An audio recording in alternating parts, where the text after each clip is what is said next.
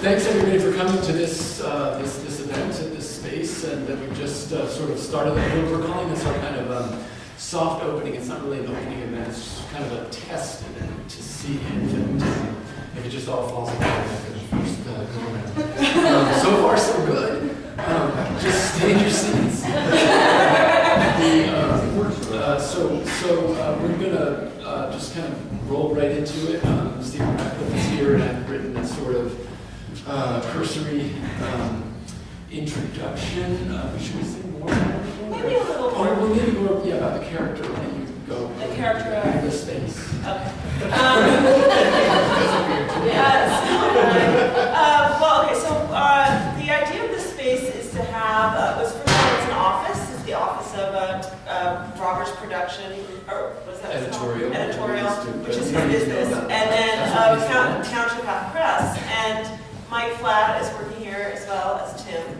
And then second of all, this will be a bookstore, and we're going to be selling only independent press books. Small independent presses. But maybe as small as Dalkey Archive and as large as, no, but up to about Dalkey Archive, about that sort of size.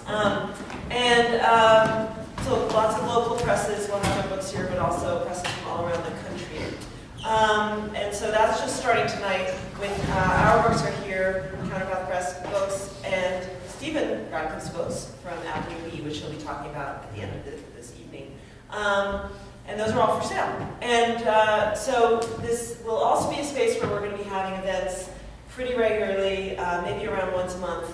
And the idea for the events is that each time we'll feature a press, and we'll have the publishers hopefully present, or some of the authors, or both, of that press. So when you come, you'll hear a reading, but also you'll hear a kind of a history, or about a community, about a particular vision. And so that's our plan. There's also a courtyard in the back, so in the summer we'll be able to do events outside. We also plan on having art in the space, and featuring artists on a rotating basis.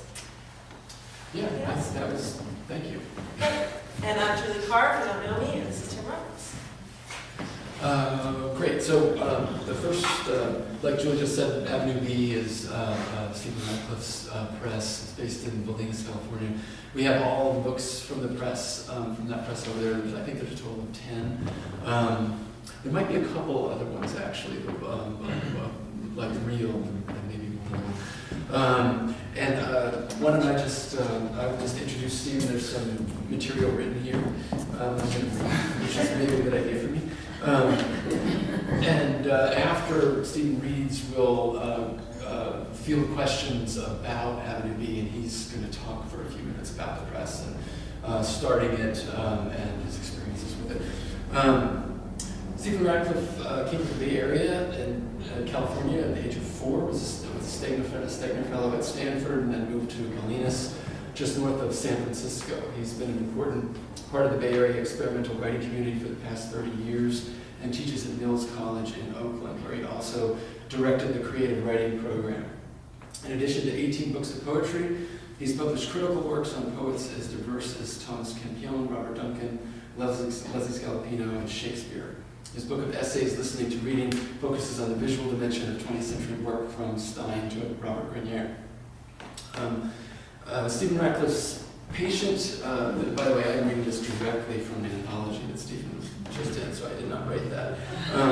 It's paid, but it's nicely accurate, and there's no need to waste it. It's not accurate. It's not complete. It's accurate enough. You'll have your turn, and then you can prove how it's somewhat accurate. If you think this is inaccurate, wait until you hear Stephen Ratcliffe's patient, meditative examinations of the scene immediately before his eyes unfold a detailed and nuanced world. He writes one every morning at the same time, no matter where he is, creating a sequence that gives the reader the uncanny sense of the actual pace of life, its repetitions and its minute evolutions. Though this approach extends the tradition of the daily developed by William Carlos Williams and the early modernists on the one hand, and the New York school on the other, Ratcliffe uses repetition to put pressure on the words themselves in a way that reveals his grasp of the principles of the language school and his deep commitment to the work of Gertrude Stein. End quote. I think Stephen's exploring ideas of practice, extension, and finally materiality were thus able to open many key questions, among them the necessity of the poetic. To quote Derrida, writing about Mallarmé, it could be asked, quote, "It could be asked whether sensation or intention are not here simply occupying the place vacated by the referent, and are now to be expressed rather than described.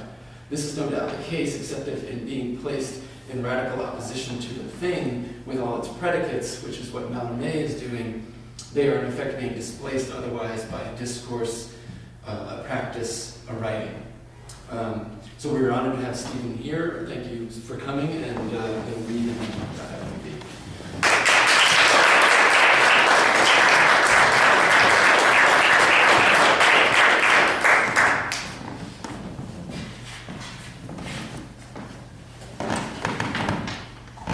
Well, that was a beautiful introduction. Did you write the second part? I forget which part of that I wrote.